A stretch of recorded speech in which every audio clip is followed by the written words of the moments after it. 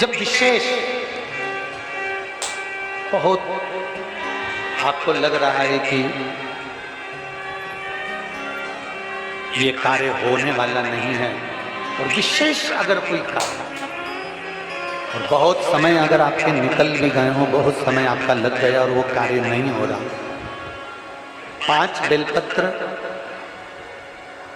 अशोक सुंदरी वाली जगह पर जब आप चढ़ाएंगे तो यह डंडी का जो भाग है, ये डंडी का भाग जहां से पानी बहता है, जहां से जल बहता है, उस स्थान की ओर इस डंडी के भाग को रखें।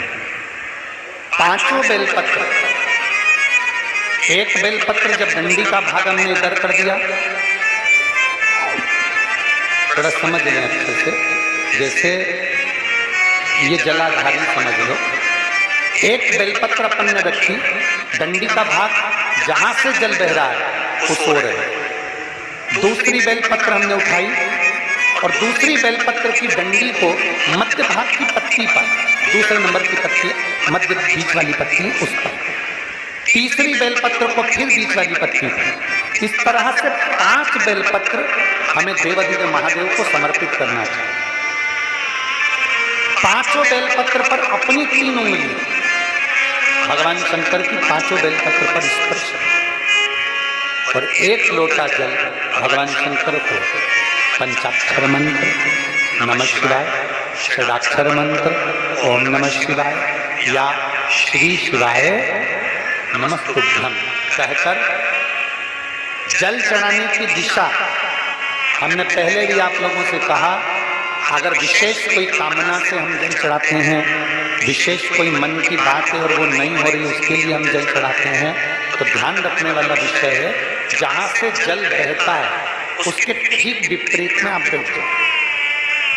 जल उत्तर की ओर जा रहा है, आप दक्षिण में बैठो। दक्षिण में बैठकर उत्तर की ओर मुख कर लो, क्योंकि जल उत्तर की ओर जा रहा है। इधर जल जा रहा है तो आपका बैठना इधर होना चाहिए, इधर जल जा रहा है तो आपका बैठना हम जहां बैठे ऐसा होना चाहिए।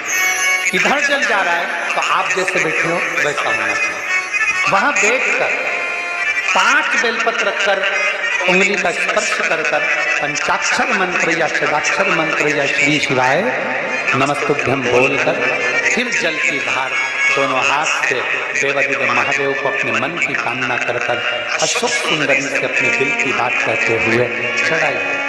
2 या 2.5 महीना होगा और देवाधिदेव महादेव आपका वो कार्य सफल करेगा।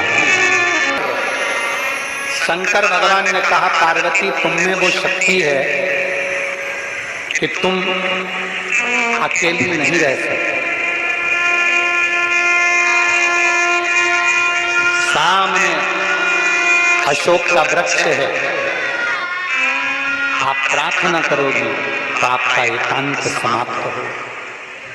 पार्वती जी ने हाथ जोड़कर अशोक के वृक्ष से सम्मुख में से मां पार्वती जी ने अपने तप और बल से एक कन्या को प्रकट कर लिया जिसका नाम अशोक सुंदरी हो गया।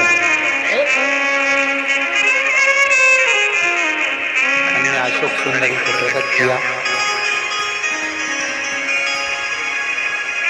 वो कन्या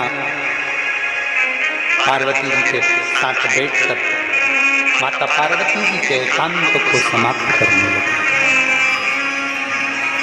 इतनी प्रिय हुई मेरे देवाधिदेव महादेव। वापिस जब लौट कर आए पार्वती जी को लेने के लिए, पार्वती जी के पास में जब पहुंचे मेरे देवाधिदेव महादेव, जैसे ही माता पार्वती जी के करीब में पहुंचे, कन्या को देखा, कन्या और महादेव ने जैसे ही कन्या को देखा, देखते से ही भगवान शंकर ने पूछ लिया माता पार्वती जी से। भगवान शंकर ने पूछा, पार्वती ये कौन है?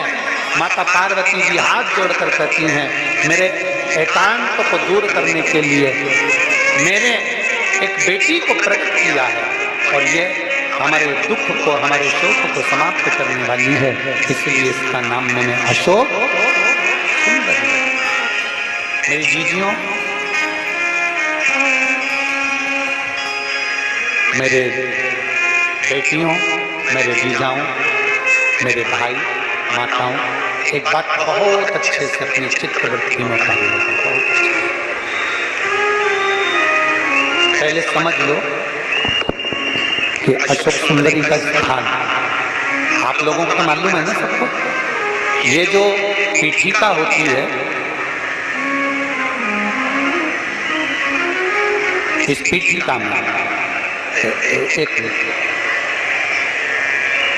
देखो, इसको इससे समझो। ये जो पीठिका है, ये पीठिका माता पार्वती जी का हस्त कमल है। इस पीठिका, ये भगवान शंकर का शिवलिंग हो गया। ऊपर से जो जलाधारी में से एक एक बूंद पानी नीचे टपकता है, वो भगवान शंकर की 5 बेटियां जया, विषहरा, शामलीधारी, दौतली और इस पीठिका के सम्मुख में जहां से पानी नीचे गिरता है,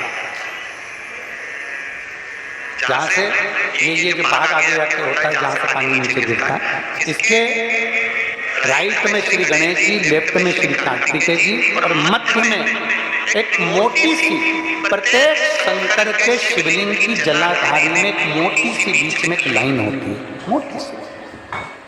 वो स्थान अशोक सुंदरी का होता है। वो स्थान अशोक सुंदरी का होता है।